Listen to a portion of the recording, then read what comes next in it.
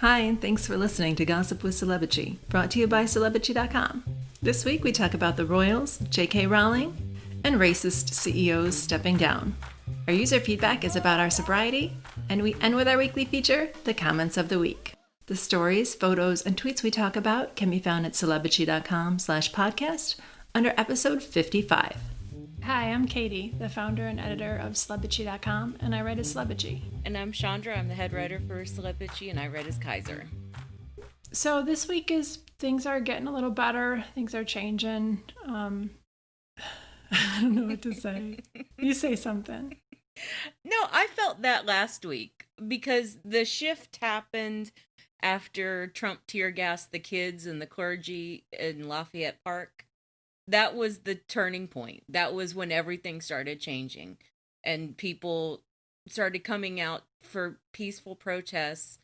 It was when all the videos really started going far and wide about police brutality and what they were doing to peaceful protesters. That was the turning point. And so I was feeling kind of positive when we recorded last week. I feel like it's gotten a lot better this week. The cops have been standing down during the protests. And I think that's how community policing should be. Well, they're standing down because they know they're going to get called out for all the bullshit they've been pulling on people because they're getting taped. Yeah, but as we've also seen, like, they don't give a shit that they're being taped. Yeah. There are a handful, I'm not going to say all, I'm not going to say most, but there are some cops who understand that the optics look bad and that the smart move is to let peaceful protesters do their thing. I don't know. I felt like it took longer to reach critical mass than you did, but I agree things are changing, so that's good. There are two big things. There are all the racial justice protests, and then there's still the fucking pandemic that's happening. Yeah. It's interesting to see a lot of protesters wearing their masks and wearing bandanas over their faces. And so many cops are not. Yeah. Unless they have their full riot gear on. But yeah, but the riot gear, that's not for the coronavirus. That's because they're tear gassing people. Yeah, that's true. Yeah, the pandemic is still happening. It feels like people aren't taking it serious. And I'm still locked in my house with my teenage son. I love him very much. We are... The main issue we're having right now is the temperature in our house, because for once we have central air conditioning. We had individual air conditioning units in the last house, and he likes it so cold. I'm going to say this. I don't care if he hates that I talk about him. He walks around in his underwear, and he likes the temperature at 72. And I'm freezing all the time. Yeah, I like it icy in my house. I'm more on your son's side. Yeah. I prefer to be chilly in my own house. But there's like some drafty rooms in my house, so even if I have like an icebox, there will be all these warm patches and warmer rooms. So I don't know. Yeah, it's warmer in his room because he's got this giant computer that puts off a lot of heat, so that's why he likes it so cold. But we're getting along great. Everything's fine. It's just that one issue, and it feels like such a petty thing, but it affects me all day. And I'm like, it's cold, I'm cold. And I'm wearing little jackets and stuff. I'm wearing a whole sweatsuit now. Yeah, I mean, I think that's the answer. Just keep it cold and like just wear a sweatshirt. All right. You like it that way too. I do. I'm so hot today. It's like 90 degrees in Virginia. I'm sitting in the coldest room in my house, not wearing a bra, the lightest t-shirt I have, and shorts. I'm wearing a full... Yeah, I told you what I'm wearing already. And because it's so hot, and because the gyms in Virginia, they opened on June 5th. Yeah. There are still precautions being made, but now I feel like, well, I can't walk outside because I'll pass out from the heat. Yeah. So I have been going to the gym.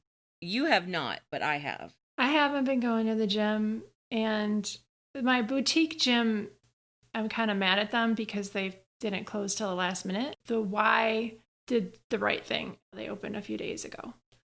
So, but I'm still not going back there. Was it okay though? Did it feel safe? It felt pretty safe. It felt very clean. Like they released a video at my place. We've scrubbed everything and that we have all these protocols in place. They're encouraging everyone to social distance, keep 6 feet apart. No one's doing that. But there aren't that many people in the gym. You just pass by people, whatever. But my gym is all screwed up because over the lockdown, they got all new equipment. And I'm like freaking out because I don't know where anything is now. I'm spending 30 minutes in the weight section trying to find the machines that I actually want to use. Anyway. I hate when they do that at the supermarket. I will go to a different supermarket when they do that. I hate it.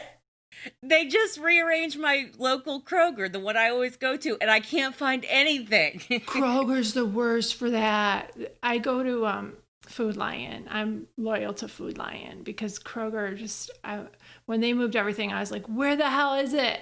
So. Well, their new arrangement doesn't make any friggin' sense. At least the old layout, it made some sort of sense. But anyway. And you memorize it and you know it. And then and you go back, you're like, where the hell is everything? I'm trying to teach my son how to grocery shop and run a house and all that. And with the grocery shopping, I'm like, the main thing is you have to make your list in order of where it appears in the store. And you have to memorize where everything is. Isn't that the key to shopping? Like knowing where everything is. No, because I'm just shopping for me. I know where everything is. If I know the layout of the grocery store, I know which aisles to go down just kind of instinctively because I know what I need. But if I'm shopping for my mom, which I've had to do for the past few years, I do have to do it that way. I have to make a list in order of which aisles. Yeah. This week we had Royals news. The Royals news was pretty good. It was not as good as the Tatler ridiculousness and how long that carried on. That was a really good story. I want the next thing like that. Yeah, I want the Tatler story to continue. I want them to just keep on going on and on about how poor Kate was mistreated because she's a top CEO. God, that was a fun story. I want something better than that. I want like one of William's mistresses to go on the record. That's a little too ambitious gossip-wise, but that would be awesome. Well, just another like gossip eruption about another side piece in Norfolk. That would be amazing. Yeah. And she'll know all the other ones too, because they're all in the same group. Well, I mean, William doesn't seem like a hunter. No, he's lazy as fuck, yeah. So, of course, he's looking at rose bushes in Kate's friend group. His own neighborhood. Yep. We're making up gossip now. It's so... But are we wrong? No, we're not wrong. So Omid Scobie has the Finding Freedom book coming out in August, and he is the Royals editor for Harper's Bazaar. And he was interviewed and talked about the fact that no Royals have spoken out about Black Lives Matter and that it's a human rights issue, which isn't political at all. So they shouldn't strive to be apolitical on this. And he's right. He's absolutely right. At the same time, he knows what assholes they would look like after what they did to Meghan. Yeah, it's a perfect trap. And I love that Omid Scobie, he set the trap perfectly. Yeah. I respect his game so much. But he's absolutely 100% right. Plus, she owned everybody with that commencement speech. They can't follow that. They cannot. Well, it's not even just about Meghan. Even if Meghan had never come around, and thank God she did come around, but even if she hadn't come around, the Royals wouldn't have said shit about Black Lives Matter anyway. Because Philip's a huge racist who has this long-ass history of saying racist shit. Yeah. And then there's that, what's her name? The Kent woman. Princess Michael. Princess Michael. Yeah, she's a huge racist as well. The Queen and her family, her father, they were like doing Nazi salutes and shit. Like they have this horrible colonialist, racist history. Yeah. And so it's a perfect little trap. Because the Queen allegedly cares so much about the Commonwealth, and the Commonwealth is so diverse, racially diverse, multi-faith diverse. Yeah. And how did she become queen of that Commonwealth? That whole history there. I mean, she can't. Yeah. Remember when William said about racism in football or soccer, as we say, He said, "I'm fed up with it. I'm so bored of it." I'm fed up with it is fine. That's a good statement, but he's bored of the discussion. Yeah. A lot of British people were in the comments saying, "I'm bored with it" doesn't mean the same thing in Britain as it does in America. Oh, okay. But when you say you're bored with it and you're a prince and future king, you should know better. Come up with better wording. Yeah. Say something else besides, "I'm fed up with it. I don't want to talk about this anymore. I'm fed up with it. I'm bored with it." Yeah, exactly. So we got a new photo, and I put new in quotes, of Queen Elizabeth and Prince Philip. And it looked like they're in front of a green screen, like they weren't even together. It's supposed to be Windsor Castle. That's where they're both quarantined, at Windsor Castle. Yeah. They had to move him to Windsor Castle because he wasn't staying there. He was staying at one of the little houses that's on the Sandringham property. Okay. And he was living there with his nurse helper mistress woman. Is she his mistress, really? Yeah. Oh, okay. They moved him out of that little house and moved him into Windsor Castle. And no one knows if Philip and Elizabeth are even spending time together. They're probably in different wings. Yeah, I would assume so. Yeah. I also assume that Philip needs full-time nursing care, which is why seeing him propped up beside Elizabeth, without any wheelchair or cane or anything. I mean, it was for his 99th birthday. So yeah, that was a little weird to see him like that. And it would have been fine to see him in a wheelchair too. Yeah. Yeah. I don't understand this whole idea that we need to believe that he's standing up and walking around as a 99-year-old man. We know that he was vital. We know that he was athletic and strong when he was a younger man. And we know he was driving last year. I'm sorry. Oh, that was terrible. I know it was bad. I'm sorry. Speaking of terrible, they're not. I love them. Here is the segment from our Zoom meeting where everybody's talking about this picture. I mean, racism really just isn't good for the skin. We should start a rumor that racism causes your skin to get blotchy. Inbreeding will do that as well. They're related. So how can you marry too many of your cousins? Oh, yeah, man. And then calling it a proof of life picture, 100%, that's what it was.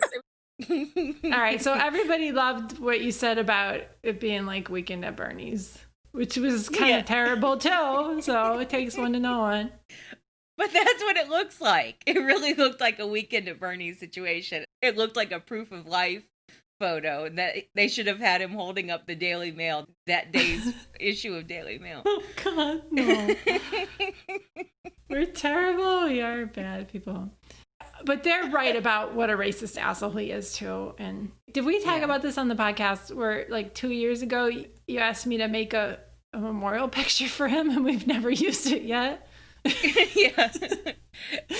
Because I got a tip that he died. I think we talked about this already, but it's still funny and terrible. I don't think we did talk about it, but yeah, I got a tip that he died, and then I was like, just let's be prepared. Can you make me a memorial photo? And yeah, we still haven't used it, but and it's got the wrong date on it now. The dude's gonna be 100. I mean, it's not. Okay, so we also heard from the salty Karen bitch author Emily Giffin, who's now promoting a new book. She's the woman who posted racist messages about Meghan. I mean, they weren't overtly racist, calling Meghan phony, attention seeking. And say she was a bad mother because Archie was just in diapers and a t-shirt or something. Yeah. Yeah, it was when Meghan was reading that little book, Duck Rabbit, to Archie at the beginning of May.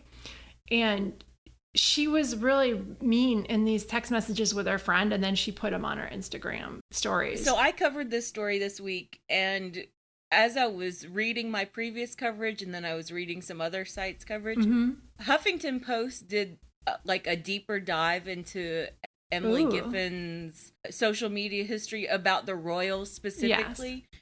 They had a lot more information of all the shit that she said about Meghan in previous months and years.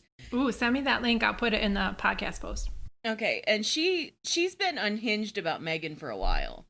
The Archie birthday video, that was the worst incident for her, and Yeah. I think that, I mean, who cares about the woman? She was canceled then. She didn't even issue a real apology this week. I think that she's just sort of playing into this whole idea that maybe Kate supporters will buy her book, and that she's not even going to pretend to really apologize for what she said about Meghan. She'll keep it all white. Yeah. Oh, white, yeah. She called herself unfiltered and said, I need to be more careful about the impact of my words. She didn't say, I regret that, or I shouldn't have said that.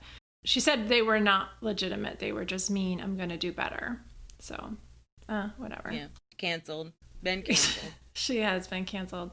So, Sophie, the Countess of Wessex, she's married to Prince Edward, the Queen's youngest son. Before everything happened with Meghan, we kind of hardly heard from them, and they were real low-key. And Sophie was known as a hardworking royal. That's relative. But she was known as like kind of quietly effective, sort of like Princess Anne, but less so, if that makes sense.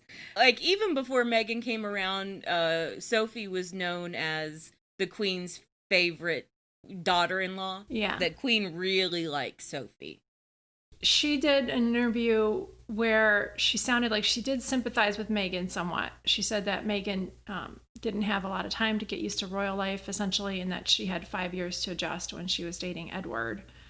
But it did sound like she was trying to stay neutral. And she said that she hoped that the Sussexes would be happy in America, pretty much, is what she said. Right. And of all the things that she could have said, or I thought that was fine. A lot of people felt differently. A lot of people have already canceled Sophie. I don't know. I think that she's privileged. She's a rich bitch, whatever. But I don't think she was terrible to Meghan. And I don't think that she's trying to be super shady about Meghan and Harry right now. That's my take. She wasn't interacting with them at all at Trooping the Color in the church. But whether that was her decision or she's just going along with everybody else, that still makes her complicit. But yeah, I don't know enough about her. So we heard also today that Kate hired a new private secretary, and she's just been zooming so hard since she did that. This new woman replaced Catherine Quinn, who was overqualified for the job as Kate's private secretary. Just like this new woman, it sounds very overqualified. I feel like all of these professional, business-minded women come and work for Kate, and then they're flabbergasted by how lazy she is and how she doesn't want to do anything. She only wants to look like she's doing something. She's good at meetings. I think that's why she's good at these Zooms, because she's good at just talking to people. I think she's great at meetings. But she was Zooming into this rehab facility. She last visited them in 2012, and she said it felt like yesterday. And I was like, oh, no wonder. Whenever she does work, it feels like yesterday. So, and not to defend Kate at all, but the rehab facility is part of her Action on Addiction patronage. It's not her specific patronage, that one place, yeah. Yeah, so, she's done other events around Action on Addiction. She just hasn't visited that rehab in 8 years. Okay. And then you reported that the Windsors haven't made any post-lockdown schedule public like royals in other countries are doing. And I have mixed feelings about that. It's because I feel like things are opening up too soon. It's okay if they don't go out in public as long as they keep Zooming. Well, I just thought it was interesting that the Daily Mail pointed it out. That the Daily Mail was like, hey, Queen Letizia and Queen Maxima, they're doing events. I wonder why Kate and William aren't doing any events. I thought that was funny. So you think the Daily Mail is coming for Kate and William because they can't do it for Meghan and Harry anymore? I think they don't have material for Harry and Meghan, at least not until the book is published. Yeah. And so they're poking at Will and Kate a little bit. They're saying, you need to give us more. You need to give us something. And Will and Kate aren't playing as of yet. But I also think that Will and Kate could easily schedule 1 event, 2 events a week, outdoors. Yeah. Show people how to social distance. Show people that they can wear a mask inside. That's it. That's all we're asking for at this point. Yeah. I mean, obviously they had no problem visiting the people on the front lines of the telephone Yeah. without masks and without socially distancing. And that was like very late into March when they were doing that. They could do something outside. That's a good point. And I really do wonder if some of it is vanity on both of their parts, that neither one of them wants to be photographed in a mask. Even in those photos of Will, Charlotte, and George dropping off pasta to senior citizens in Norfolk or whatever, they weren't wearing masks at all. And they were like supposedly interacting with senior citizens. It's possible that they just took them off for the pictures, but yeah. Was Kate's mom wearing a mask in that photo of her with a bunch of supplies in the back of her minivan or whatever? Remember that photo of Carol Middleton doing something? I don't remember if she was wearing a mask. I didn't pay that close attention to the photo, honestly. I don't think she was. It's the optics of it. Hi, I'm recording this later. Carol Middleton was not wearing a mask in that photo, and I'll put a link to that in the post for this podcast. It's number 55. This week, we heard that the Department of Justice is asking Prince Andrew to testify because they haven't gotten him to talk to them. Yeah, the DOJ was basically making a legal maneuver saying that even if he doesn't want to fly to America to be questioned by them, yeah, then he can go and sit in some ministry and he can be questioned by British authorities on DOJ's behalf. And he's refusing to do that. And he's calling them clout chasers. He's saying they're just trying to get famous. In his response, it says they are perhaps seeking publicity rather than accepting the assistance proffered. The Department of Justice. His version is that he has already offered a witness statement.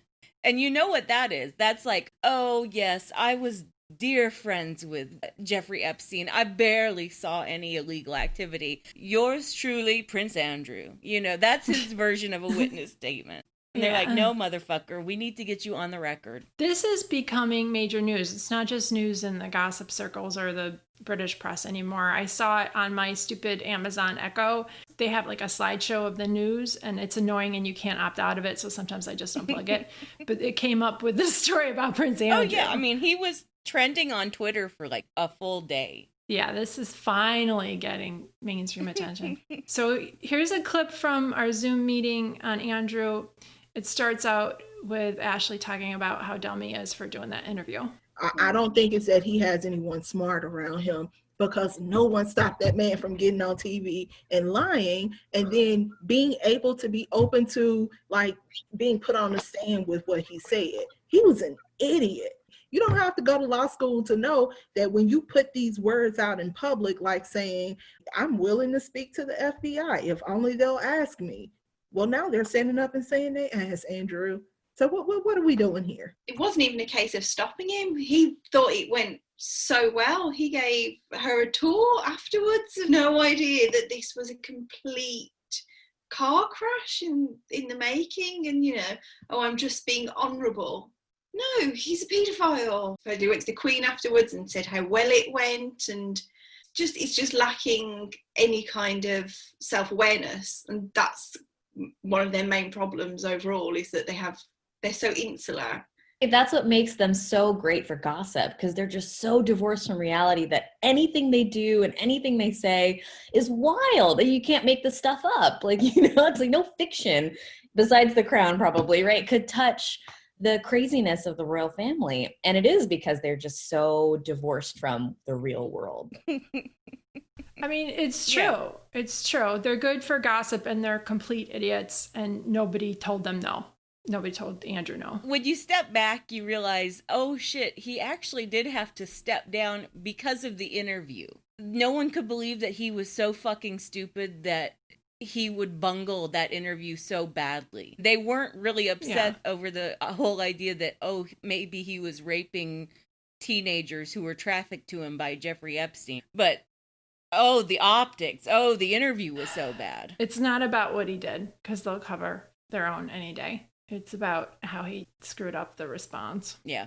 Speaking of, there's JK Rowling going full TERF this week, and TERF stands for Trans Erasing Radical Feminists, if you're not familiar with that term. It's a real thing, but she's basically trying to say that trans women are not women. I don't even know what her point is. It's so convoluted. Yeah, her point is just that somehow her womanity is being attacked because trans women exist. And then she denies their existence in the same breath. That's basically it from what I understand. And she's making these long-winded, convoluted arguments just to make those points. I have a lot to say, even though I'm not an expert. 10 years ago, I didn't know about trans rights. I didn't know how to talk about transgender people. Yeah. I just think that a lot of us aren't experts, so the best thing we can do is listen to the people who are actually experts, and JK Rowling is not one of them. There's a lot of terminology, there's a lot of confusion, I think, among lay people who don't understand these issues. Try to treat people with respect. Try to treat people with dignity. It's that simple. Yeah, and just if somebody tells you their pronoun, use it. Yeah. And don't think that because transgender women exist that your womanhood, your womanity is being attacked. It's not. Womanity. It's not. It's so fucking dumb. It's so dumb. What we're saying is basically what we said in the Zoom meeting this week. And here's just a little clip from that. I loved Daniel Radcliffe's statement because it was almost like, please ignore my dumb mom. You know, like I thought it was really well done. It was really nice. Well, like, you call people what they want to be called. We don't question it if it's someone who fits our normative views. If someone self-identifies as a woman, even if they haven't gone under gender reassignment, because it's none of our fucking business what they've done, then they are a woman. Yeah. Like, plain and simple. I mean, that's exactly right. Just call people what they want. And thank goodness the kids who weren't kids, they're adults now, but thank goodness that the actors who did Rowling's work are speaking out. Yeah, I thought Emma Watson's comment was a little bit weak. I really respected the fact that two cisgendered heterosexual men, Eddie Redmayne and Daniel Radcliffe, came out with a full-throated support for trans rights. That moved me. It really did. Yeah, that was good. Why does JK Rowling, why is she taking up this cause now? This is fucking ridiculous. Yeah, and she's been picking at this for the better part of a year. And every time that she does it, people are like, sit down. You don't know what the fuck you're talking about. Let me explain transgenderism to you. My lesbian friend with the brain tumor, blah, blah, blah. What the hell was that? But what was that? So I liked what Tom and Lorenzo wrote on Twitter. I think Lorenzo wrote this. We're literally fighting, marching, and demonstrating against hate and racism, and someone with a lot of power, privilege, money, and followers decided this is the right time to hate on transgender people. And not just hate. She's trying to further marginalize them. Yeah, and she's emboldening other people like her who are other TERFs. She's like the mama TERF. And I read something. It was basically saying that the TERF thing, it doesn't have such a stronghold in America, that for some reason it's found this like huge following in the UK. Like there are all of these strident feminists who are really horribly anti-transgender. So that was what we were talking about this week. The two women in the Zoom meeting who just spoke, Elnaise and Sarah, were saying that they've had that issue with their groups online of white feminist women, and Sarah's in the UK and Elnaise is in Switzerland. Mm-hmm. It's not such an American thing. I mean, specifically for feminists, for women to call themselves feminists and say, but I also don't believe trans women are women. That's not such a thing in America.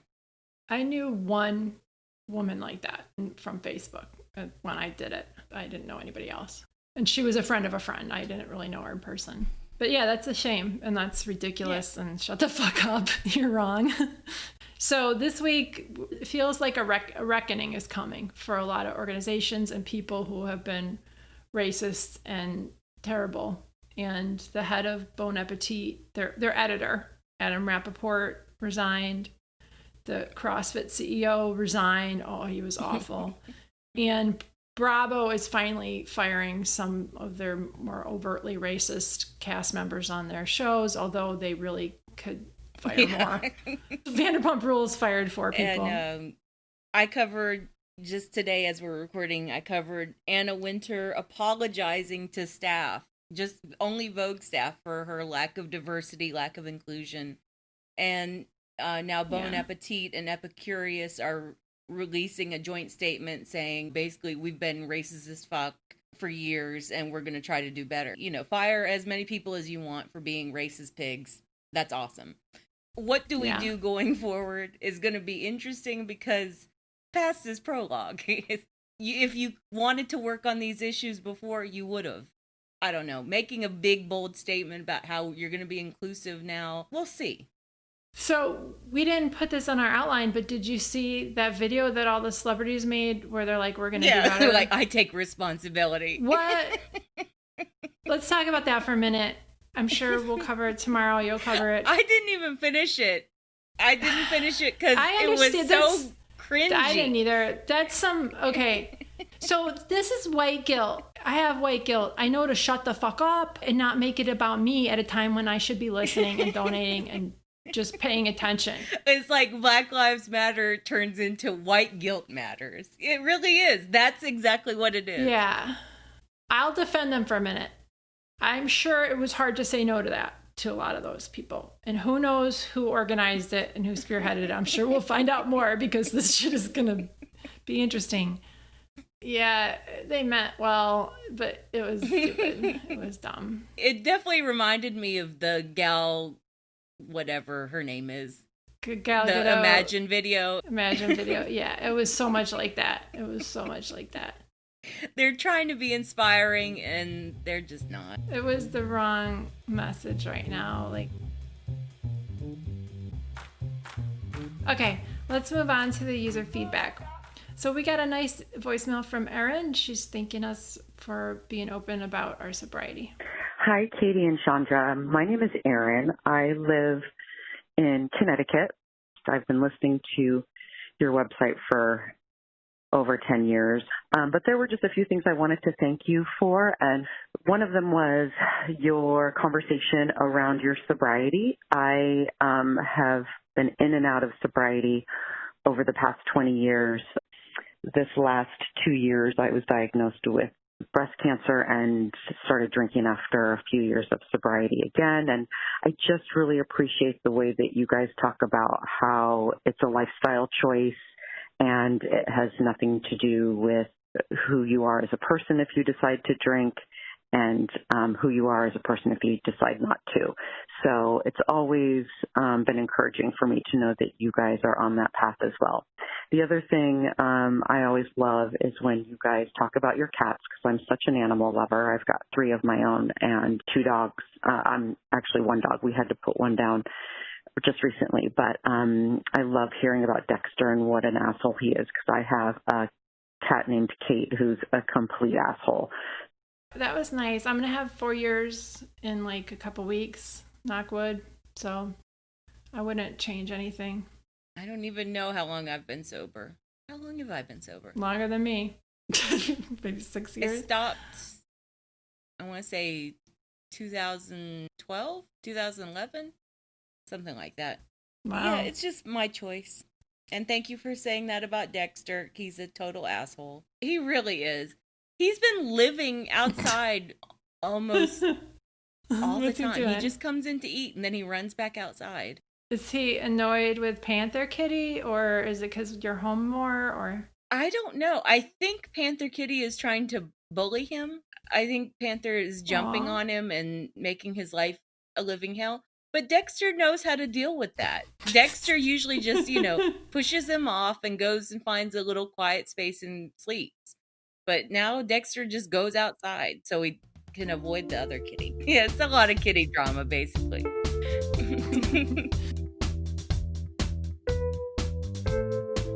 All right, so let's move on to the comments of the week. My comment of the week is from Mia4S on the post about AMC theaters opening in July. And she wrote, "When I said I was dying to see Tenet, I meant metaphorically, not literally." That's so funny. I don't know why Christopher Nolan didn't just push back the release date a month or two. Just a month or two. But oh well. He could have. It's also on AMC theaters. They were so pissed. Remember when Universal put Trolls World Tour out? Oh, yeah. And they're going to go bankrupt if they don't open. Yeah, that's what I just wrote about it today. So I was reading that. But they're going to go bankrupt if they don't open. So they're doing whatever they can. Now Dexter's outside screaming. Oh, well. If the mic picks him up, the mic picks him up. It's fine.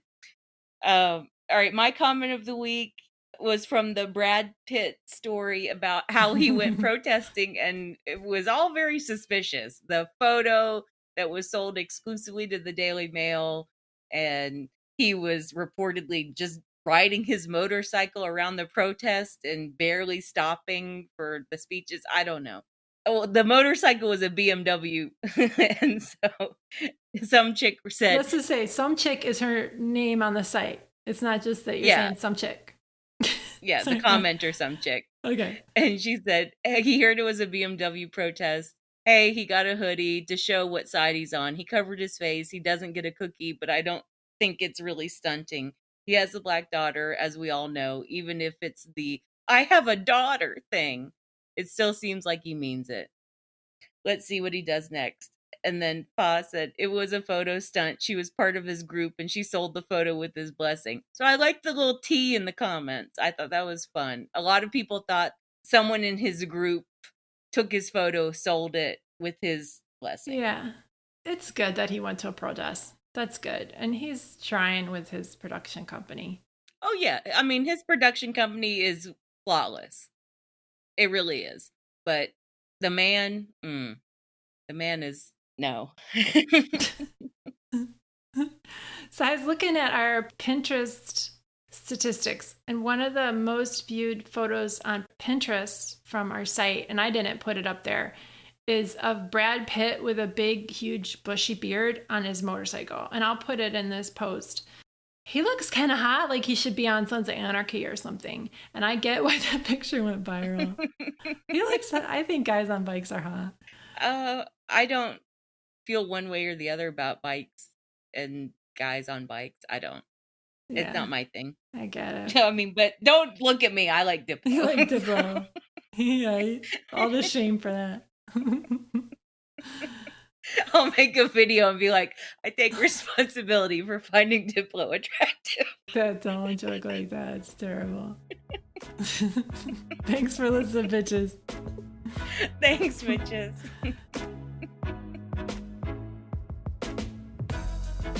Thank you for listening to the Celebrity Podcast. Please rate, review, and subscribe wherever you listen. If you like us, please turn off your ad blocker when you visit our site. You can text us or leave a voicemail at 434-218-3219. Our music is from AA Alto, Maiden, and via Premium Beat and Sound of Picture. Thanks again. Bye. Oh, did we say thanks for listening, bitches? Yeah, I think we did. Okay. All right. Bye. Okay, bye.